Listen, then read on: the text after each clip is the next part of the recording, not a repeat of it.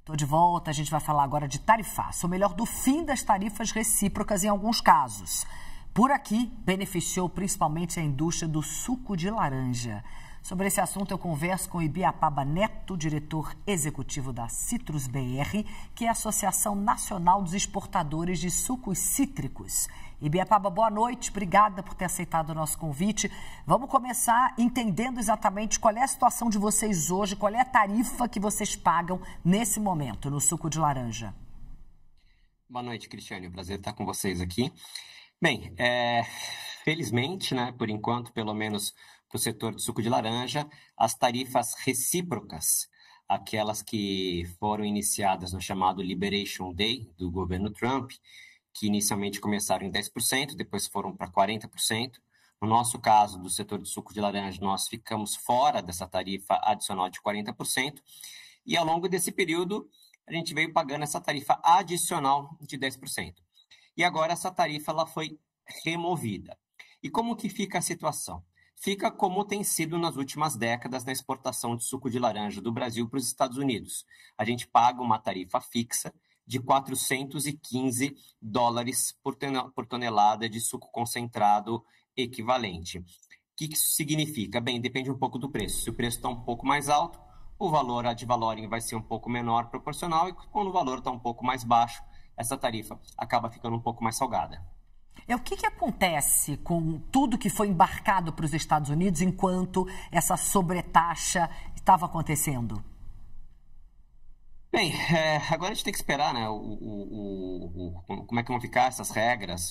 Inicialmente houve até a notícia de que uma parte dessa tarifa poderia ser reembolsada, mas a gente tem que olhar para frente, Cristiane. Assim, o importante é que isso é um pedaço da renda do exportador brasileiro que remunera toda a cadeia, e aí a gente está falando de indústria, a gente está falando de produtores de laranja, a gente está falando de trabalhadores, todo mundo que está debaixo desse enorme guarda-chuva que é a cadeia exportadora de suco de laranja tinha, né, uma parte da sua receita que era levada embora e ia para o governo americano. Agora, felizmente, isso para de acontecer num momento muito propício. A gente tem visto aí os preços de suco de laranja caírem no mercado internacional devido a uma oferta um pouco maior de fruta aqui no Brasil e também uma demanda um pouco mais fraca na Europa. Então, sem sombra de dúvida, olhando para frente, essa redução tarifária ela vem num ótimo momento.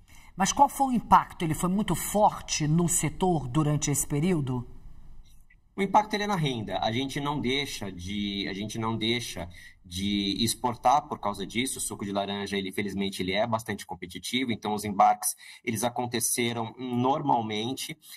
A gente teve até, vamos dizer assim, uma certa sorte, porque a safra brasileira esse ano ela atrasou um pouco. Então, em comparação com outros anos, ali para começo de julho, os embarques eles já deveriam estar começando a pegar um pouquinho de tração, mas por conta de um período um pouco mais frio durante o outono, isso fez com que a maturação das frutas fosse um pouco mais tardia, isso atrasou um pouco a colheita, atrasou o processamento, atrasou um pouco os embarques.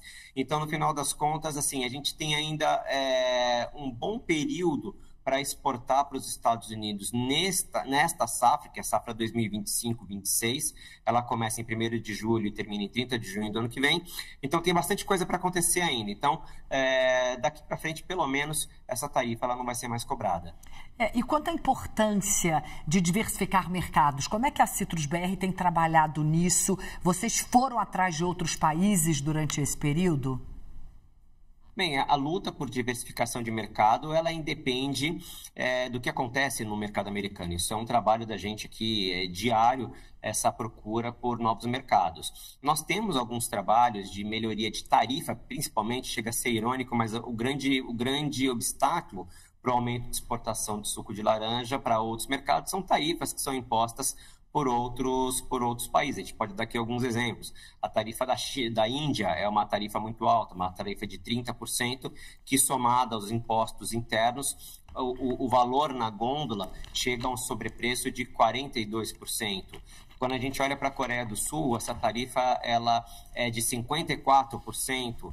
Sobre o valor do produto. Recentemente conseguimos abrir uma cota de 10 mil toneladas, de 6 mil toneladas, desculpa, a uma tarifa de 10% que melhora significativamente o acesso. Temos também uma discussão com a China para equalização tarifária numa tarifa de 7,5% em relação a outras tarifas que existem lá de 30% que prejudicam um pouco a logística do suco de laranja. Então, esse é um trabalho que a gente faz diariamente aqui já há muitos anos, independentemente do comportamento do governo americano. Agora, qual que é o problema?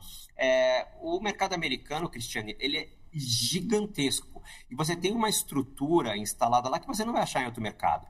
Então, assim, só para a gente ter uma ideia, o mercado de suco de laranja, ele é muito baseado em logística. Então, os navios são navios dedicados, que se parecem, vamos dizer assim, com um petroleiro, que ele sai de um terminal que é próprio aqui no Brasil, ele chega num terminal que é próprio nos Estados Unidos, esse suco ele é desembarcado, depois você tem empresas com linhas de envase, de distribuição, contrato com varejo, ou seja, ela é uma indústria muito grande, muito robusta e que você não constrói de um dia para o outro. Então, de certa forma, para o bem e para o mal, a gente está casado com o mercado americano, sem prejuízo, claro que a gente procure outras alternativas mundo afora. Muito obrigada. Prazer conversar com você e com boa notícia, né? Isso é muito bom. Obrigada, boa noite. Boa noite, prazer todo nosso. Obrigada.